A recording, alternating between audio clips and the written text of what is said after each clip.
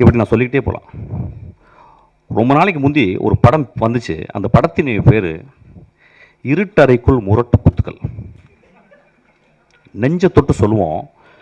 அந்த டைட்டில் முதல்ல வந்தவுடனே அந்த இருட்டறைக்குள்ள முகமது அலியும் டைசனும் பாக்ஸிங் போகிறான்னு நினச்சோம். மனுஷத்தோடு சொல்லுங்கள். ஒரு ஆபாசமான டைட்டில் இல்லையா? வித் டியூ ரெஸ்பெக்ட் அந்த டேரக்டரையும் அந்த ப்ரொடியூசரையும் பற்றி நான் பேசலை, ஒரு எக்ஸாம்பிள் சொல்கிறேன். அப்போ அந்த படத்தை பார்த்து அதுக்குள்ளே 2 பேரும் பாக்ஸிங் போட போகிறாங்கன்னு படம் போன பிறகு அதே மாதிரி பாக்ஸிங்காக படத்தில் இருந்துச்சு. இப்போ இந்த 10 வருடங்களில் வந்த மோசமான விரச காட்சிகளை கொண்ட படம் இல்லையா அது?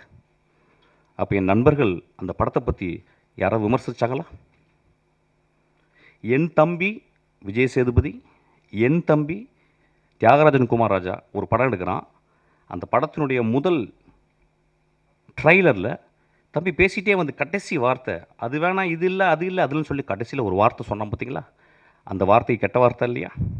அன்றைக்கி நண்பர்கள் சும்மா இருந்தீங்களா?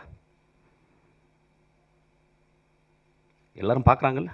3 நாட்கள் என்ன கிட்டத்தட்ட 500 பேர் எனக்கு ஃபோன் பண்ணாங்க. நண்பர்களே, பெண்கள் ஃபோன் பண்ணாங்க நிறைய பேர். பத்திரமா இருங்க அப்படின்னாங்க.